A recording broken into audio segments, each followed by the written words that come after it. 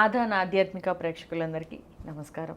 ఈరోజు మనతో పాటు అవుట్ ఆఫ్ ఇండియాలో ఒక 30 ఇయర్స్గా ఉండి మెడిటేషన్ గురించి ప్రజల్లో ఉన్న డౌట్స్నన్నీ క్లియర్ చేస్తూ ఎంతోమందికి ఇప్పటి వరకు సేవలు అందించిన సదృశ్య లక్ష్మి గారు మనతో పాటు ఉన్నారు. సదృశ్య లక్ష్మి అంటేనే పేరే వెరైటీగా ఉంది కదా. ఏమేం విషయాలు మనం నేర్చుకోబోతున్నామో ఆవిడని అడిగి తెలుసుకుందాం. నమస్తే మేడం. నమస్తే అండి. సదృశ్య లక్ష్మి అంటే మీనింగ్ ఏంటి? నాకు తెలిసినంత వరకు సింపుల్గా అయితే సా అంటే మంచి, దృశ్య అంటే వాట్ యు సీ సేంది అనమాట. అంటే మీరు మీ దృష్టికోణాన్ని కూడా డిఫరెంట్గా ఉంటుందేమో. అయితే అంటే మంచి కోణంలో చూస్తారేమో ప్రతి విషయం. అందరికీ ఉన్నదే, దాన్ని మనం బయటకు తీయగలగాలంతే. ఓకే. అయితే అమ్మ వాళ్ళు తెలియకుండా ఆ పేరే పెట్టారు.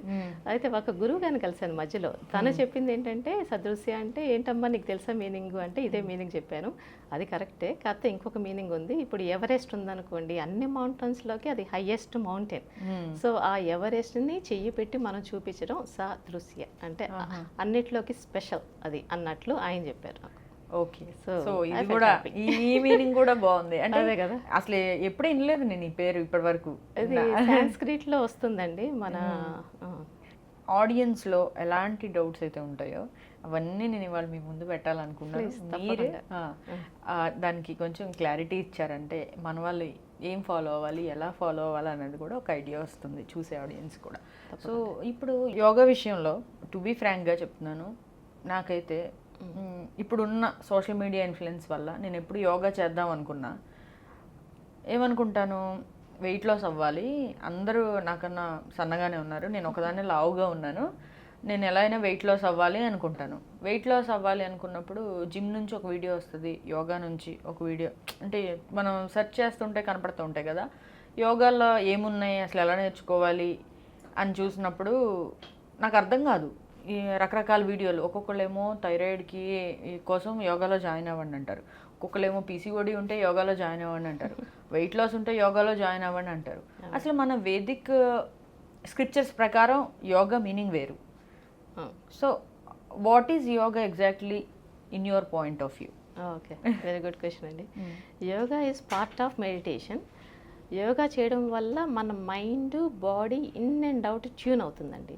సో యోగా చేసేటప్పుడు మనం బ్రీతింగ్ చేసుకొని ఏ ఆసనం అంటే ఏ స్ట్రెచ్చింగ్ అయితే, యోగా అంటే బాడీ స్ట్రెచ్చింగ్ అనమాట, ఏ స్ట్రెచ్చింగ్ అయితే చేస్తామో అది చేసి ఆ బ్రీతింగ్ని హోల్డ్ చేసుకొని స్ట్రెచ్ చేసి రిలీజ్ అవుతూ ఈ బ్రీతింగ్ కూడా రిలీజ్ చేస్తాం.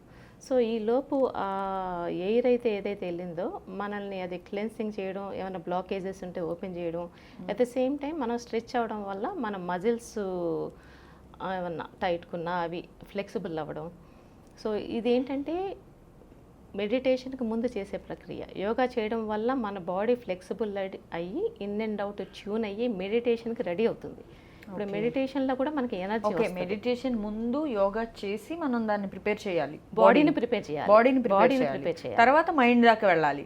అది అది అది అది అది కరెక్ట్ ప్రొసీజర్. అది కాకుండా మీరు చెప్పినట్టు హెల్త్కి చేసుకోవచ్చు యోగా. హెల్త్కి బాగా ఉపయోగపడుతుంది, ఎందుకంటే అది ఈ స్ట్రెచ్ అవ్వడం మూలాన, మజిల్ స్ట్రెచ్ అవ్వడం మూలాన కొంతమంది బ్యాక్ పెయిన్ ఉన్నా యోగాలు చేయండి అంటారు. ఇంకా ఏ ఇష్యూ ఉన్నా యోగా క్లియర్ అవుతుందండి. ఇంకేమన్నా చిన్న చిన్న బ్లాకేజెస్, ఏమైనా చిన్న హెల్త్ ఇష్యూస్ ఉన్నా మెడిటేషన్లో కూడా అవి సాల్వ్ అవుతాయి. కాకపోతే మనం అవి సాల్వ్ చేసుకోవాలని కూర్చోకుండా it kind of side effect అనమాట. ఇప్పుడు ప్రతి మెడికేషన్కి ఒక సైడ్ ఎఫెక్ట్ ఉంటుంది. సో ఇది మనకి మంచి చేసే సైడ్ ఎఫెక్ట్. ఓకే, అది.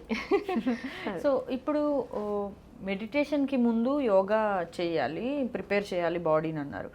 మెడిటేషన్లోకి వెళ్ళిన తర్వాత ఏంటి? మెడిటేషన్లోకి వెళ్ళిన తర్వాత ఏంటంటే మనకి ఎనర్జీ వస్తుంది.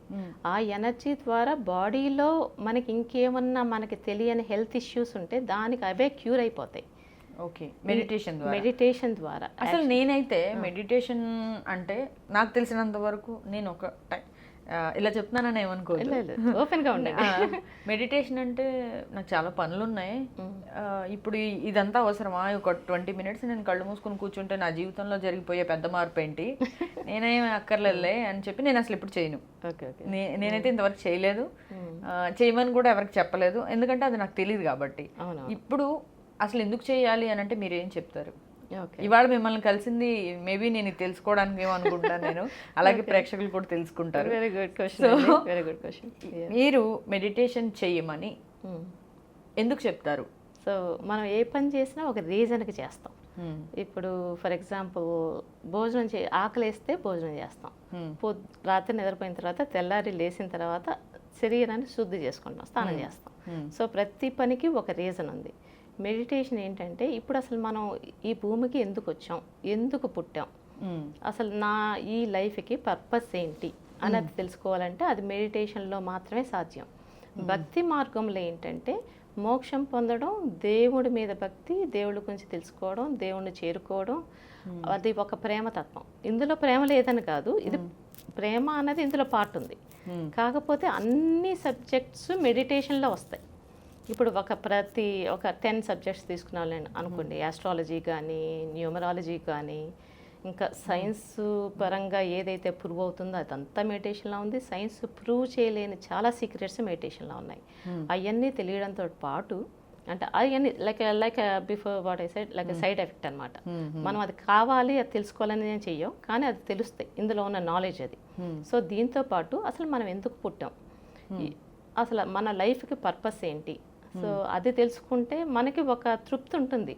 ఓ నేను దీనికోసం పుట్టాను. అది అంటుంటారు కదా, కారణ జన్ముడు రా వీడు అని. అంటే ఎవరు కాదు కారణ అందరం. కాకపోతే అది ఏంటన్నది తెలుసుకోవడంలో ఉంటుంది. అది కొంచెం శ్రమ, ఒక 5 minutes చేసినా చాలండి, గంటలు చేయక్కర్లేదు. ఏదో చెప్తుంటారు కదండి, మీ ఏజ్ ఎంత ఉంటే అన్ని మినిట్స్ కూర్చోవాలంటారు, అది నిజమేనా? అయ్యో అదైతే నేను అసలు వెళ్ళలేదండి, నేను దాన్ని బేస్ చేసుకుని అసలు ఎప్పుడు కూర్చోలేదు. ఏదో చెప్తుంటారు మీరు 30 years ఓల్డ్ అయితే కనుక 30 minutes కూర్చోవాలి అని చెప్తుంటారు కదా. అంటే కొంతమందికి మరి అసలు కాన్సన్ట్రేషన్ అనేది కుదరదు, రకరకాల వైపు వెళ్ళిపోతుంది కదా, మనసు లాగేస్తుంది. అలాంటి వాళ్ళు ఎలా బ్రేక్ చేసుకోవాలంటారు? నేను అంటే ఏమీ తెలియకుండా మెడిటేషన్ చేయాలని కూర్చుంటే కాన్సన్ట్రేషన్ అయితే కుదరదండి, అది కరెక్టే మీరు చెప్పింది. అందుకని నేనేంటంటే ముందు మనసుని మైండ్ని తెలుసుకోవాలి. అసలు మన బాడీ ఇప్పుడు మెడిటేషన్ ఏంటేంటి, మన లైఫ్ ఎందుకు వచ్చిందన్నది తెలుసుకోవాలి. ఫస్ట్ లైఫ్ కంటే మనకి ఏమి మనము అని అద్దంలో చూసుకున్నప్పుడు మనం ఏం కనిపిస్తుంది, మన శరీరం కనిపిస్తుంది. ముందు మనకు శరీరం కనిపిస్తుంది. సో మన శరీరం గురించి ఫస్ట్ తెలుసుకోవాలి. ఎందుకంటే మనం మెడిటేషన్ చేయాలన్నా చేయకూడదన్నా, యోగా చేయాలన్నా, దేనికైనా మన బాడీ మనకి సహకరించాలి. సో అన్నిటికీ మూలం శరీరం కాబట్టి ముందు శరీరం గురించి తెలుసుకోవాలి. అది తెలుసుకోవాలంటే ముందు శరీరం అంటే డైరీ రాసుకోమని చెప్తాను. 6 months 4 months అలా డైరీ అంటే మనం ఏం చేస్తున్నాం దినచర్య రాసుకొని 6 months తర్వాత వెళ్ళి చదువుకుంటే అసలు మనం ఏం చేస్తున్నాం, ఎలా ఆలోచిస్తున్నాం, మనం చేసే పని కరెక్టా కాదా అన్నది తెలుసుకోవడం కోసం ఇన్ అండ్ అవుట్ మన బాడీ గురించి ఒక అవగాహన వస్తుంది. దాని తర్వాత ఇంతకు మనం మాట్లాడుకున్నాం కదా, యోగా చేసాం అనుకోండి, అందులో breathing part of the yoga. So breathing ఆ ఎక్సర్సైజ్లు చేస్తే ఆ శ్వాస వల్ల మనకి ఏమన్నా లోపల బ్లాకేజెస్ ఉంటే ఓపెన్ అవుతాయి, ఆ స్ట్రెచ్చింగ్ వల్ల మజిల్స్లో కానీ నాడుల్లో కానీ ఏమైనా ప్రాబ్లమ్స్ ఉంటాయి, అవన్నీ క్లియర్ అవుతాయి. సో ఇన్ అండ్ అవుట్ మన బాడీని మన మైండ్ని అన్నిటినీ ట్యూన్ చేసేసాం. ఇప్పుడు మెడిటేషన్లో కూర్చుంటే మనకు వచ్చే ఎనర్జీ అది ఎలా బాడీలో పాస్ అవుతుంది అన్నది మనకు అర్థమైతే దానివల్ల మనకి ఇప్పుడు అన్ని కోణాల్లో ఉన్న అన్ని యాంగిల్స్లో ఉన్న ప్రతి ఒక్క నాలెడ్జ్ మనకి వచ్చేస్తుంది.